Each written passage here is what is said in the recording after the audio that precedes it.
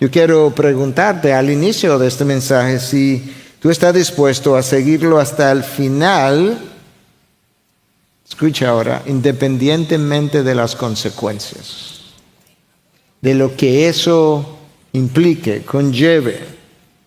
¿Estás dispuesto a seguir a Cristo independientemente de lo que pierdas o tengas que perder? Lo que Él te pida, ¿lo harás? ¿Dejarás eso que ama, pero que Dios rechaza y que a veces incluso odia? Cuando uno examina la palabra de Dios, hay dos cosas como que sobresalen de manera recurrente que prueban la veracidad de un discípulo de Dios. Y una es la obediencia a la palabra y la otra es lo que él está dispuesto a dejar por seguir a su Dios. Recientemente, dándole continuación a otros mensajes, el pastor Joan predicó acerca de un mensaje con el título de Cuando los muchos se van y los pocos se quedan. Y en esa ocasión él habló de cómo Dios muchas veces nos coloca en una posición donde tenemos que tomar una decisión, y esos son momentos de definición, porque a partir de ese momento yo voy no solamente a tomar esa decisión, pero yo voy a definir el curso de mi vida. Y cuando definimos el curso de mi vida, la defino en términos de si lo voy a hacer a favor de Dios o a favor de nosotros mismos. Y lo único que hace la diferencia en la decisión que tomo es si conozco a Dios y cuánto de ese Dios yo conozco. Nosotros conocemos o mostramos cuánto conocemos a Dios, o si somos cristianos o no, por el sacrificio que estamos dispuestos a hacer por Dios, como mostró el mensaje del domingo anterior. Mi mensaje en el día de hoy está basado en un solo versículo, de hecho la mitad de un versículo, aunque vamos a emplear otras citas bíblicas, pero es ese versículo que también ha sido citado en más de un mensaje en las últimas semanas, de Daniel 11:32, que habla de que el pueblo que conoce a su Dios actuará fuerte, o se mostrará fuerte y actuará. El profeta Daniel escribió profetizando acerca de un tiempo difícil que vendría sobre la nación de Israel y que le llegó alrededor del año 167, 168 antes de Cristo, cuando este emperador, rey Antíoco IV, invadió la región de Israel, invadió el templo y profanó el templo en el lugar, en el altar de Dios. Habiendo Dios prohibido incluso el consumo de ciertos alimentos que incluían el cerdo, en el altar de Dios Él sacrificó un cerdo a dioses paganos. Y Antíoco fue una prefigura del anticristo que habría de venir en el futuro. Y Dios le habla a Daniel en ese momento y le dice cómo con prebendas y halagos este rey haría que muchos apostataran, no solamente anticipando ese tiempo, pero anticipando un tiempo futuro para nosotros. Pero luego Dios introduce una frase en ese versículo y dice, pero, es como Daniel escucha, pero no será así con todos. El pueblo que conoce a su Dios se mostrará fuerte y actuará. Habrá un grupo que apostatará de la fe, pero en contraposición habrá un grupo que no lo hará. En el devenir del tiempo se produjo la revolución de los macabeos. Es una historia larga, no pretendo cansarte, pero cuenta la historia de cómo esta madre con 7 hijos fue tomada y estaban tratando de que tanto ella como sus hijos pudieran abandonar la fe, las prácticas del judaísmo, y como el primero de los hijos que habló, el rey se irritó tanto que hizo que le cortaran la lengua. Y cuando él siguió como en rebeldía, hizo que le cortaran las 4 extremidades delante de sus hermanos y su madre. Y cuando él todavía seguía en su posición, pues lo tiraron a una olla caliente y lo hirvieron. Y la madre fue animando a cada uno de los hijos, y cada uno de ellos sufrió la misma suerte hasta el final. Pero la revolución macabea triunfó y el templo fue rededicado a Dios. ¿Te das cuenta de lo que la gente ha estado dispuesta a pagar cuando tú conoces a tu Dios? ¿Te das cuenta cómo Dios pone a prueba y deja puesto de manifiesto quién es de los míos y quién no es? Esta gente tenía convicción acerca de la palabra de Dios, y la convicción que tenía acerca de la palabra de Dios determinó su comportamiento. La convicción es esa verdad que te sostiene en momentos de debilidad, en momentos de indecisión, en momentos de incertidumbre, cuando tú no sabes qué hacer, que te da la fortaleza y te sostiene en la posición de Dios cuando todo parece derrumbarse.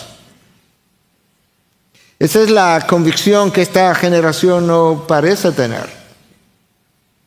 Porque el yo moderno, como lo define este autor Carl Trueman en su último libro, exige que todos sus deseos y demandas sean satisfechos, que todos sus placeres sean complacidos. Y Daniel entonces, en su generación, habló de un grupo de personas completamente diferentes. Personas que estuvieron dispuestas a pagar el precio que fuera por no rehusar su fe a Dios. Este grupo rehúsa permanecer, siempre ha sido el caso, rehúsa permanecer pasivo, inactivo, no se queda en el anonimato, no se cruza de brazos, no disfruta de los placeres mientras la sociedad arde en llamas. No, hace algo para mostrar que Dios todavía reina. Nuestra generación parece estar dominada por la pasión de la carne en vez de pasión por Dios. El versículo de Daniel nos deja ver claramente que el pueblo que conoce a su Dios se muestra fuerte, actúa y nota la relación. Si conoce a Dios, vive diferente. Vive diferente, piensa diferente, siente diferente, ve diferente, elige diferente, se esfuerza de manera diferente, se entretiene de manera diferente, negocia de manera diferente, trabaja de manera diferente, decide de forma diferente y tiene una moral diferente al resto del mundo. El hombre o la mujer que conoce a su Dios no solamente quiere conocer acerca de la santidad de Dios, él o ella quiere ser santo. Él no quiere conocer un poco de Dios para sentirse mejor, él quiere ser mejor. Él no anda en busca de la gloria para salvarse del infierno. No, él anda en busca de la gloria porque no hay nada más valioso que dicha gloria.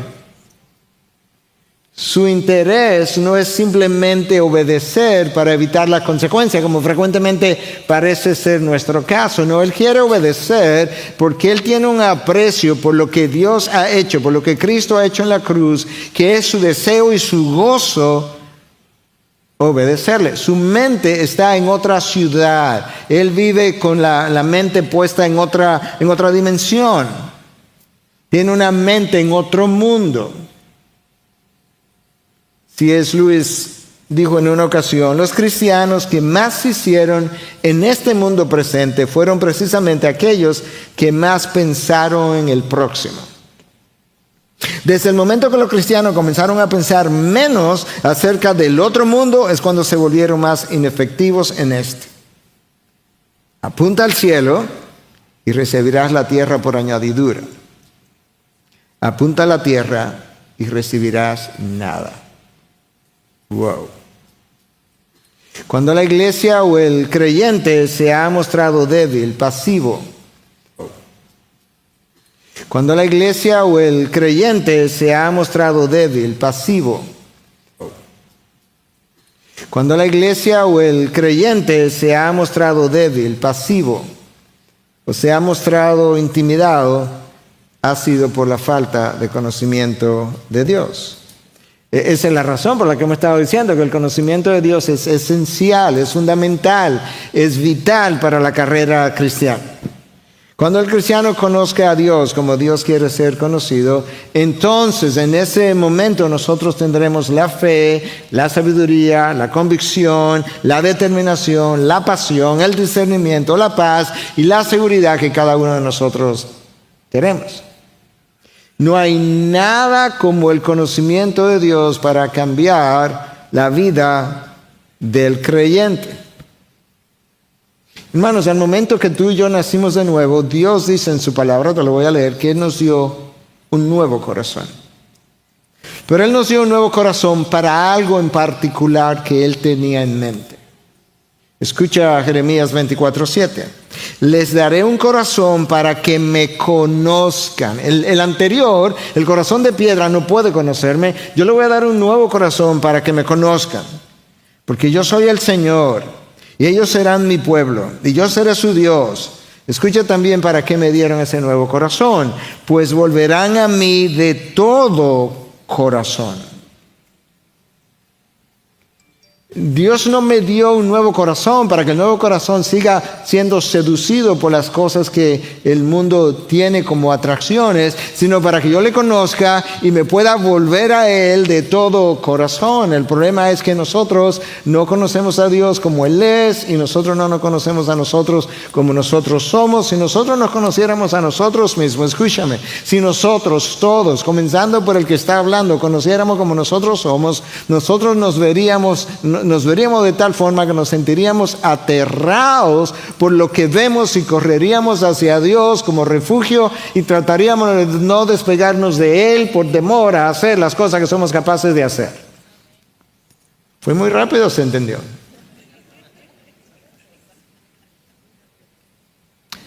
En la historia bíblica la gente llegó a conocer a Dios de la manera, o en la historia bíblica la gente que llegó a conocer a Dios de la manera como tú y yo quisiéramos conocerle. ¿Tú sabes cómo comenzó? Todos ellos, por arrepentimiento. Isaías vio a Dios por lo que Él era y se arrepintió y se sintió deshecho. Habacuc vio a Dios por lo que Él era y tembló y sintió que podredumbre entró en sus huesos. Job tiene un encuentro con Dios y se arrepiente en polvo y ceniza y dice, yo no te conocía, yo te conocía de oídas. Daniel, que no tuvo una sola tacha en el libro que lleva su nombre, tuvo un encuentro con Dios o tuvo una oración con Dios y dice, yo y mi pueblo hemos pecado contra ti. Recuerda el versículo de Jeremías 24:7. Les daré un corazón para que me conozcan y para que se vuelvan a mí de todo corazón. Un corazón vuelto a Dios a medias todavía es un corazón adúltero. Porque tiene amantes, tiene ídolos que compiten con Dios. Y esos ídolos nos derrumban y nos alejan de Dios. Pocos de los hijos de Dios le conocen como el Dios fuerte, el Shaddai. El Dios que es capaz de empoderarte de manera que tú puedas tener una vida de continua obediencia. El Dios que es capaz de empoderarte para que te mantenga, para que te muestre fuerte y que puedas actuar. El pueblo que conoce a Dios de esa manera no se deja intimidar, por eso se muestra fuerte. No es un pueblo pasivo, por eso actúa. No es un pueblo que se entretiene con lo que los demás se entretienen. No es un pueblo que corre tras el éxito. No es un pueblo que cambia los compromisos que tiene con Dios por los compromisos que hace en el mundo. No es un pueblo que permite que las competencias del mundo compitan con su Dios. No es un pueblo que corre tras las coronas y las medallas que el mundo nos ofrece. Él tiene una carrera que tiene medallas o coronas al final. Y quizás algunos de ustedes podrían decirme, bueno, pastor, la verdad que yo no estoy como tan centrado en esas famosas coronas que la palabra habla que se nos entregarán al final de la vida. Pues quizás estamos corriendo dos carreras distintas, con promesas distintas, con metas diferentes, para un Dios diferente. La carrera que unos corren tienen a Dios en el centro, porque en Él ellos viven, se mueven y existen.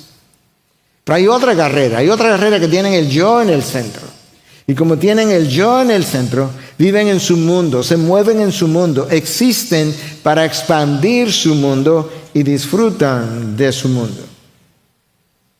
Las cosas de esta vida les resultan de mucho más motivación que las cosas del mundo venidero. Pero hay un pequeño grupo que le conoce como el Dios que es capaz de mover montañas. El Dios que cuando tú lo conoces como Él es, hace que todo palidezca alrededor tuyo, porque no tiene los colores de Dios. Y alguien pudiera decir, pastor, pero si todos venimos a la misma iglesia, si todos leemos libros similares, para no decir los mismos, si todos oímos como los mismos mensajes, ¿por qué es que unos terminan con un conocimiento de Dios insuficiente y otros terminan con un conocimiento de Dios diferente? ¿Por qué es que uno tiene un estilo de vida de una forma y otros tienen un estilo de vida de otra forma? Yo creo que quizá la explicación viene a través de esta ilustración del pastor Tony Evans. Tony Evans es un pastor ya maduro, muy conocido. De hecho, aquellos de ustedes que vieron la película Show Me the Father o Muéstrame al Padre, él salió ahí varias veces. Y él escribió un libro que se llama The Power of Knowing God, el poder de conocer a Dios. Conocer a Dios tiene un poder, el poder de conocer a Dios. Y él dice que en su ilustración, que en ocasiones tú escuchas, a veces en el mismo servicio, tú escuchas a un niño que llora, un niño bien pequeñito, y entonces de repente la madre saca lo que aquí le llamamos un bobo, pero es un pacificador en otros lugares. En inglés le llaman así pacifier. Luego busqué en el diccionario cómo le dicen en otras naciones, y resulta que es un chupete. Suena bien porque eso es lo que el niño hace, chupar su bobo, su pacificador. Y él dice que el niño se calla, pero que llega un momento que el niño se da cuenta que cuando él está chupando esto, como que no hay leche que está llegando al estómago. Y que al rato él comienza, tanto su estómago como su cerebro se percataron, me engañaron, esto no es. Y él comienza a gritar de nuevo. Escucha ahora lo que dice Tony Evans, que muchos van a la iglesia domingo tras domingo a que le pongan un chupete espiritual para calmar su conciencia de lo que pasó el resto de la semana. Pero que luego entonces salen más o menos tranquilizados a vivir la semana y en la semana se dan cuenta que el chupete espiritual no lo puede sostener el resto de la semana y vuelven a experimentar la misma hambre espiritual, la misma agonía, la misma ansiedad, la misma falta de propósito, la misma falta de significado. Y el domingo tengo que correr a la iglesia y llego con la expectativa de que un chupete.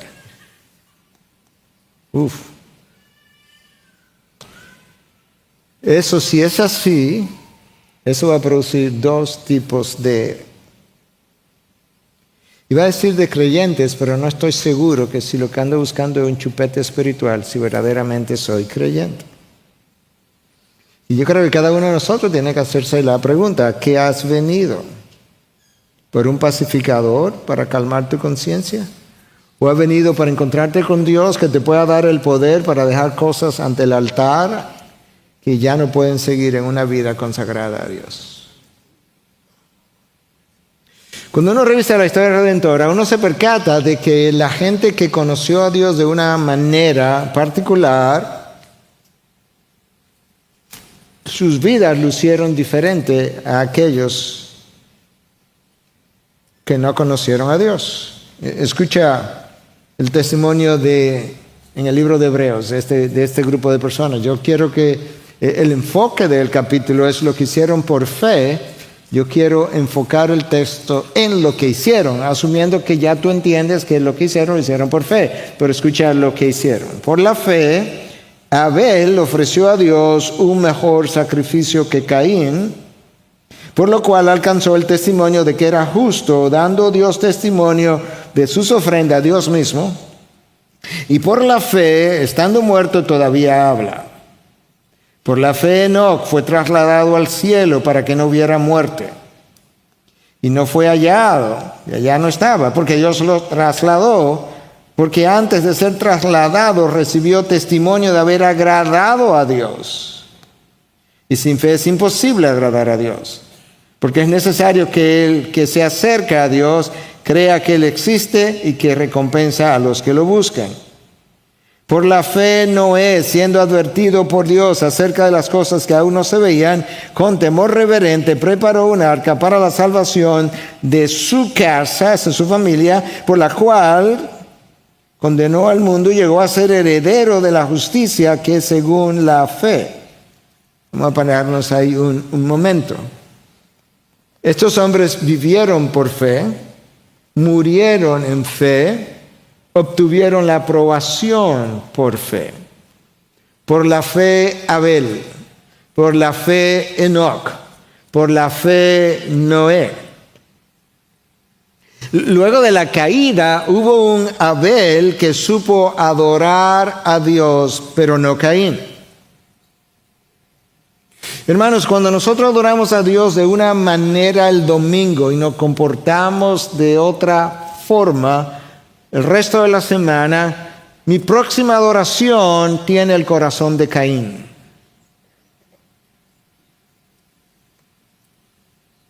Mi próxima adoración tiene el corazón de Caín. Y si eso es así, eso nos llama al arrepentimiento y quizás a la conversión. Hubo un Enoc que caminó con Dios y complació a Dios. ¿Tú ves que es posible complacer y desagradar o agradar y desagradar a Dios? Y complació a Dios de tal punto que Dios se lo llevó. Caminar hacia la iglesia el domingo, caminar hacia un grupo bíblico, no es lo mismo que caminar con Dios. Caminar con Dios implica complacerlo cuando hablas, cuando escuchas, cuando ves lo que ves, cuando te diviertes, cuando pasa tiempo con otro, cuando restringe la carne para la gloria de Dios. Que Cristo no llegue un día y no te lleve, a diferencia de Enoc, que Dios se lo llevó. Por la fe hubo un Enoc, un Noé. Noé halló gracia ante los ojos de Dios. Eso es increíble. Hasta el punto que Dios decidió juzgar el mundo entero, pero como Noé halló gracia ante los ojos de Dios, protegió a Noé, y no solo a Noé, sino también a su familia. Padres, la mejor garantía que ustedes tienen de que el favor de Dios sople en la dirección de sus hijos, es su vida de santidad. Y lo opuesto también es verdad. Elí no hizo lo que le tocaba hacer y sus hijos sufrieron las consecuencias. Nosotros lo sabemos por la historia bíblica. Aarón corrompió la adoración de Dios haciendo un becerro de oro Y no mucho tiempo después, sus hijos corrompieron la adoración del mismo Dios y Dios los carbonizó en medio de una experiencia de adoración, pero su padre la corrompió primero. David no hizo lo que le tocaba hacer y sus hijos pagaron la consecuencia. Noé halló gracia ante los ojos de Dios y sus hijos también formaron parte de los rescatados del diluvio. Hermanos, Dios hizo promesas a Abraham, Isaac y Jacob, y esas promesas continuaron bendiciendo a múltiples generaciones después de ellos, y Dios les recordó: lo estoy haciendo no por ustedes, sino por lo que le prometí a vuestros padres, Abraham, Isaac y Jacob. Nunca he visto justo desamparado, ni a su descendencia que mendigue pan. El justo y luego su descendencia. El autor de Hebreos continúa y dice en el versículo 8 que por la fe Abraham, al ser llamado, obedeció saliendo para un lugar que había de recibir como herencia y salió sin saber a dónde iba.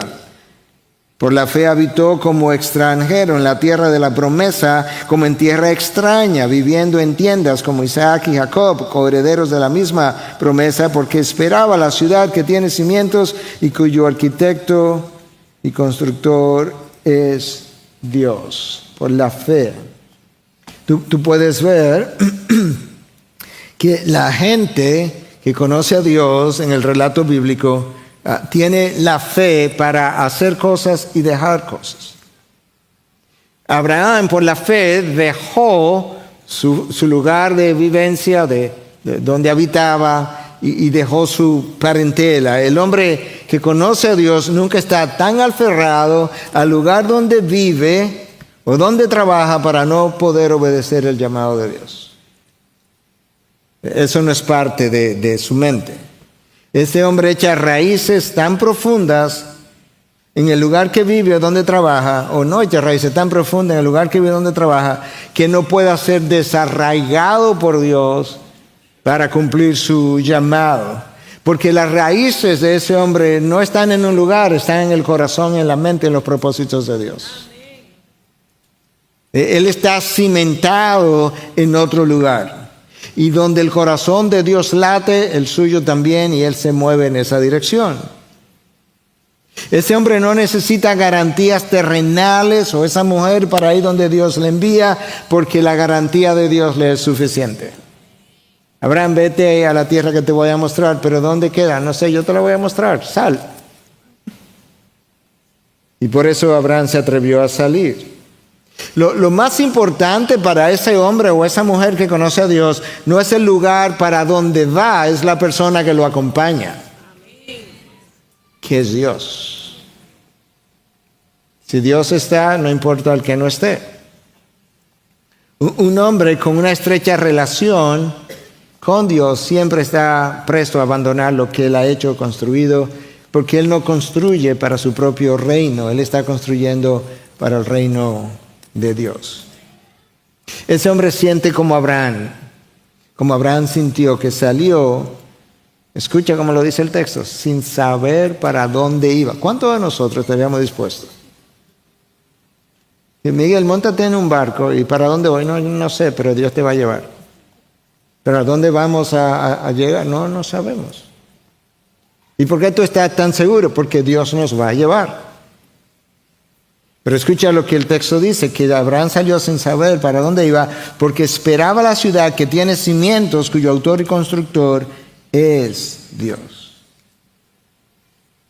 Pero ahí no termina la forma como Abraham probó que le creyó a Dios. Abraham creyó y le fue contado por justicia. El hombre o la mujer que conoce a Dios le cree a Dios. Pero ¿qué tanto le cree a Dios? Bueno, escucha versículo 17 al 19 del texto bíblico. Déjame leértelo. Por la fe Abraham, cuando fue probado, ofreció a Isaac. Y el que había recibido las promesas ofrecía a su único hijo. Fue a él a quien se le dijo: en Isaac te será llamada descendencia. Él consideró que Dios era poderoso para levantar aún de entre los muertos, de donde también en sentido figurado lo volvió a recibir. ¿Tú escuchaste esto? Abraham llegó a conocer a Dios de tal manera, tú puedes leer el relato en Génesis 22, que Dios se le apareció un día, de la misma manera que se le apareció la primera vez, y esta vez no simplemente le dijo: vete de tu tierra y de tu parentela a la tierra que te voy a mostrar. ¿Sabes qué, Abraham? El hijo que yo te ofrecí, de nombre Isaac, el texto dice: el hijo, el único hijo a quien tú amas. O sea, el texto, o Dios que inspiró el texto, quería que enfatizar para nosotros, que entendiéramos que Dios le estaba pidiendo a Abraham que sacrificara lo que él más amaba: a tu propio hijo. Tú conoces la historia. Abraham preparó la leña, preparó la madera para el altar, colocó a su hijo en el altar, levantó su cuchillo, iba a atravesar el pecho. Escúchame. Tú y yo le rehusamos a Dios cosas muy inferiores a esta.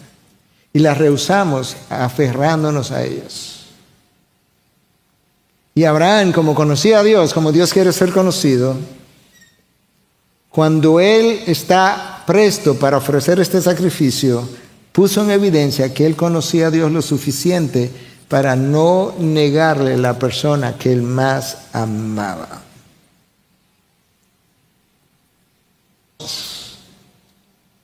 Que Dios quiere que dejemos: trabajos, forma de hacer dinero. Abraham y su hijo. Hermanos, en la medida en que el tiempo pasa, una de las cosas buenas de que tú vayas envejeciendo, yo no sé para ti, pero para mí, y que tú ves cosas que antes no veías. Concluye cosas que antes no podías concluir.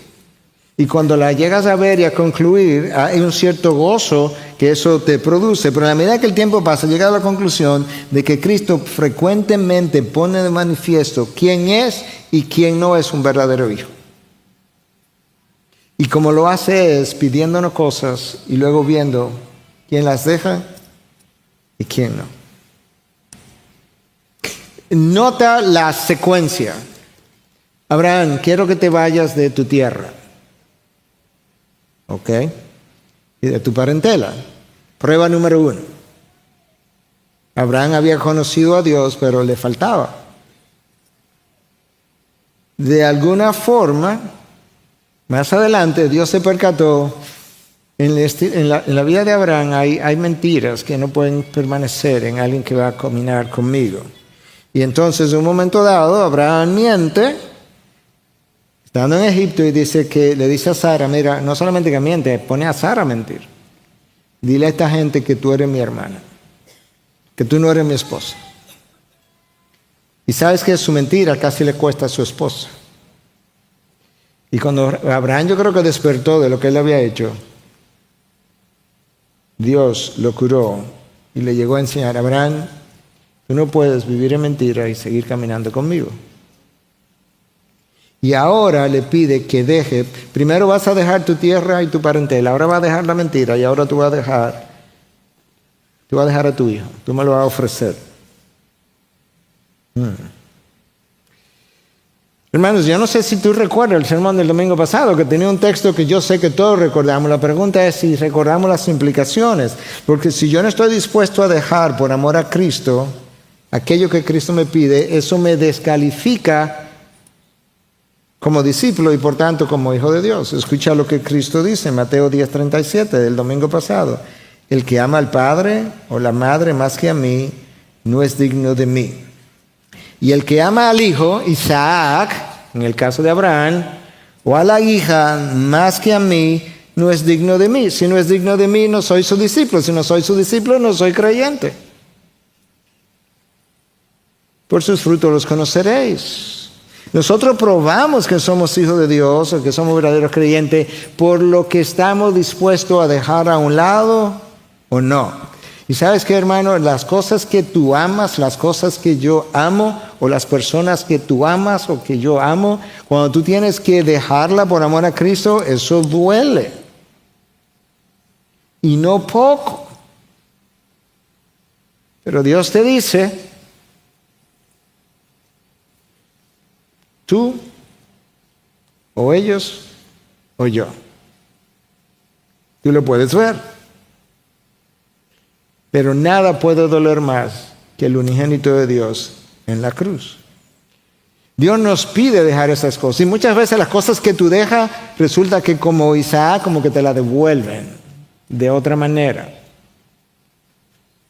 La razón por la que Dios te pide esas cosas es porque Dios no acepta competencias. No aceptas competencia porque cualquier competencia que Dios tenga es un ídolo, eso es otro Dios, que dirige tu vida, que dirige tus pasiones, que dirige tus anhelos, que dirige tu futuro.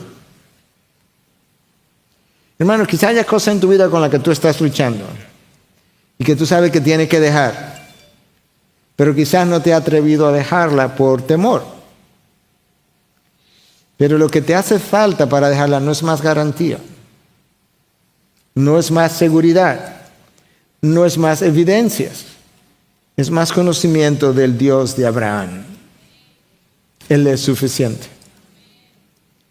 El hombre o la mujer que conoce a su Dios pierde todo interés en seguir construyendo su propio reino, seguir construyendo en este mundo, para comenzar a construir en el reino de Dios. Uno puede conocer mucho de uno mismo y puede conocer mucho de otras personas por las cosas que no estamos dispuestos a dejar. Racionalizando todo el tiempo por qué debo retenerlas. Podemos conocer mucho de nosotros, podemos hacer la introspección. Nuestros deseos nos delatan. Nuestros deseos nos delatan porque ellos ponen de manifiesto cuánto conocemos a Dios o si conocemos a Dios.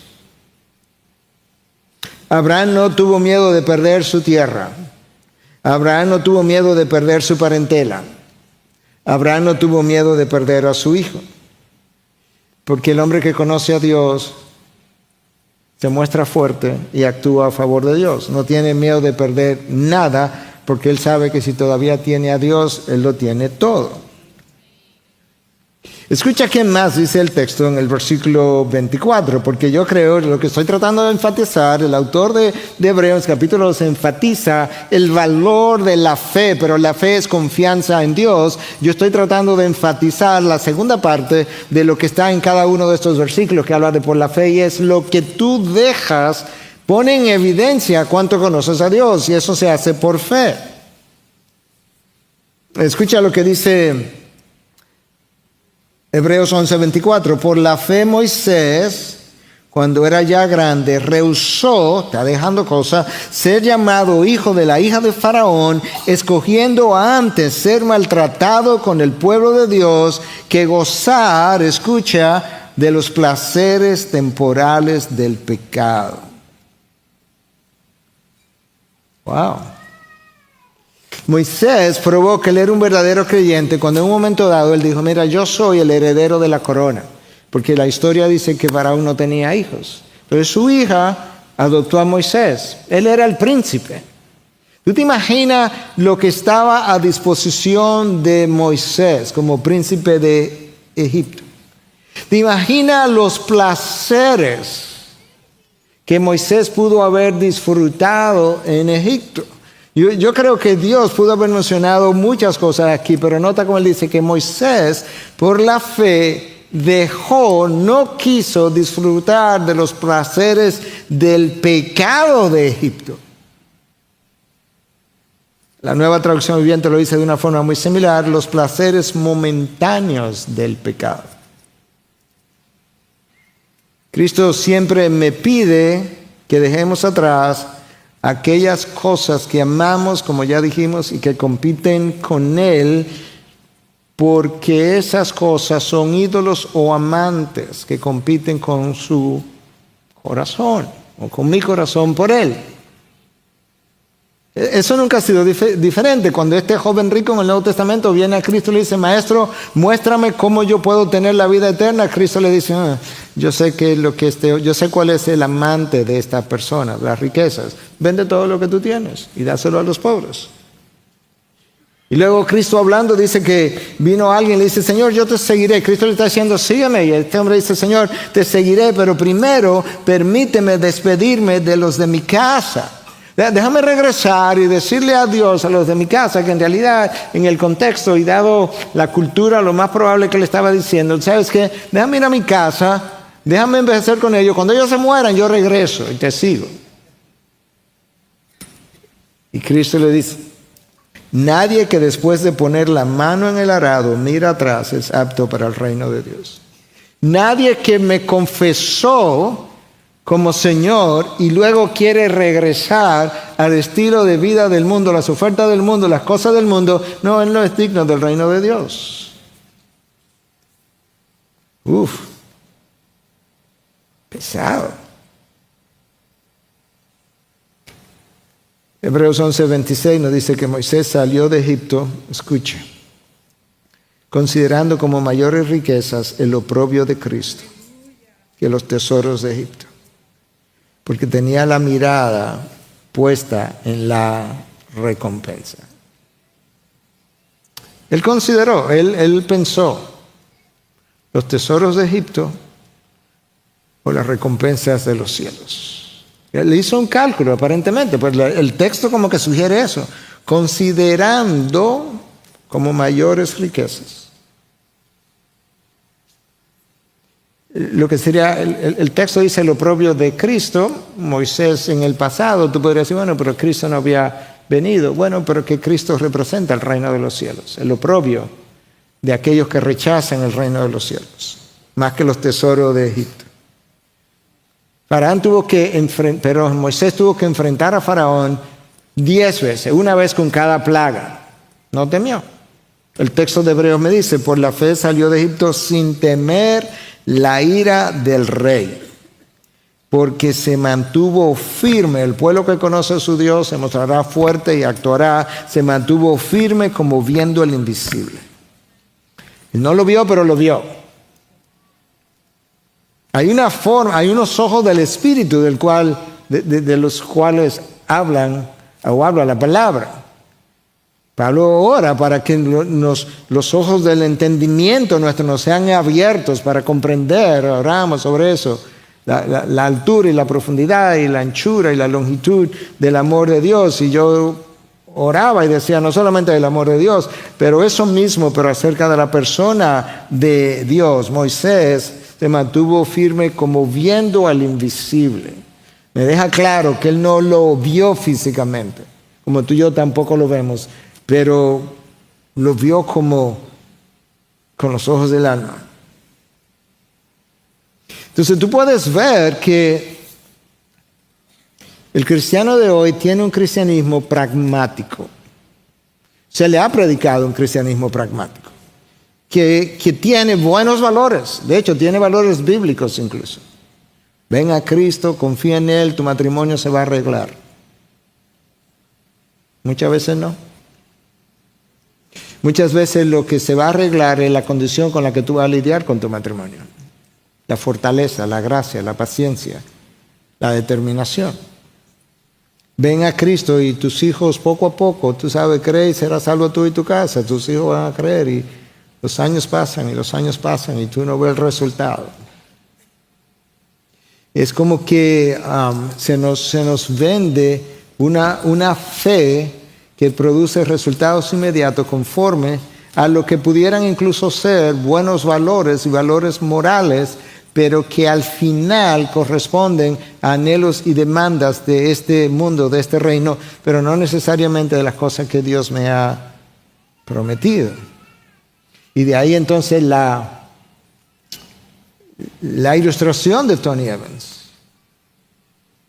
que muchas veces el cristiano, aunque no use ese vocabulario, pero la forma como viene a recibir parece más bien como un bobo, un pacificador, un chupete, que calme, que lo entretenga. pero vuelve a gritar. En el caso del niño, ¿verdad? Él vuelve a gritar porque no recibió leche, pero muchas veces yo creo que lo que ocurre con nosotros, para ilustrar lo de que vuelvo a gritar, es vuelvo a las cosas del mundo. Porque en las cosas del mundo, temporalmente, como que encuentro algo que es como más que el chupete espiritual, más que el pacificador, pero que al final de eso estoy vacío otra vez. Y vuelvo a gritar y vuelvo a la iglesia para ver si encuentro un pacificador. El apóstol Pablo, en un momento dado de su vida, dice, yo todo lo que había alcanzado en mi vida, lo dejé atrás. Lo he vuelto a revalorar. Y lo valoro como basura. Lo valoro como basura. La palabra ahí para basura, o traducido como basura, puede tener diferentes connotaciones. Puede significar basura, desecho, carne putrefacta como la de un cadáver, desperdicio que se le tira a los perros. Y una traducción que no nos gusta, pero está en los diccionarios consultados, como excremento humano. Pablo dice, estas cosas que yo consideraba de tan gran valor en mi vida anterior, cuando yo llegué a revalorarla, me huelen y me suenan o me lucen como excremento humano. Ese es el valor que tiene. Y tú sabes lo que se hace con el excremento humano, se desecha, se bota. Pablo dice, para eso este es un mundo desechable por completo. Lo que antes era tesoro, ahora no lo es. ¿Cómo tú mides el valor de Dios, de alguien infinito, de alguien que te dio a su Hijo, de alguien que te salvó de la condenación eterna? No hay manera. ¿Cómo voy a valorar eso? El hombre que conoce a Dios prefiere vivir privado de ciertas cosas que él ama, que él anhela, que él quisiera tener. Que daría lo que no tiene por tenerla, pero no puede. Esa gente, su vida no pierde valor al dejar estas cosas a un lado. Su vida gana valor cuando gana a Cristo. Cuando tú lees en el libro de Apocalipsis, tú encuentras gente que como que salió victoriosa del periodo de la tribulación, no necesariamente que salió con vida, pero salió con vida eterna, y el texto dice que ellos ganaron, por así decirlo, vencieron a la bestia porque no amaron sus vidas, llegando hasta sufrir la muerte. A esa gente que se refiere. De manera que estas son gente que la palabra de Dios los consume, sus promesas los sostienen, sus propósitos le animan, su verdad los santifica, su causa los motivan. J.I. Packer en su libro Knowing God, Conociendo a Dios, dice, debemos reconocer cuánto carecemos del conocimiento de Dios, que debemos aprender a medirnos a nosotros mismos, no por el conocimiento que tengamos acerca de Dios, ni por nuestros dones y responsabilidades en la iglesia, sino por la forma como oramos y lo que ocurre en nuestros corazones. Lo que Packer está diciendo es que la forma como nosotros oramos revela cómo somos, qué queremos, qué anhelamos, qué nos preocupa. Y que esos deseos que están en nuestra mente frecuentemente entonces salen en estilos de vida, y luego nosotros vamos y oramos conforme a nuestros estilos de vida. Y él dice, quizá debiéramos aprender a medirnos más de esa forma. Hermanos, tenemos que cerrar, pero pregúntate, ¿qué quiero cuando vengo a la iglesia? ¿Cumplir la responsabilidad? Cuando yo oigo un mensaje y cuando me da más o menos igual oírlo por pantalla que presente, ¿qué es lo que ando buscando? ¿Un pacificador? Como que es un check. Hermanos, yo he estado fuera donde he visto el culto del Ivy en pantalla. Ni se asemeja. No importa cuán buenos sean las cámaras y el sonido. hay algo de la presencia de Dios cuando el pueblo de Dios se reúne, convocado por Dios, para la gloria de Dios,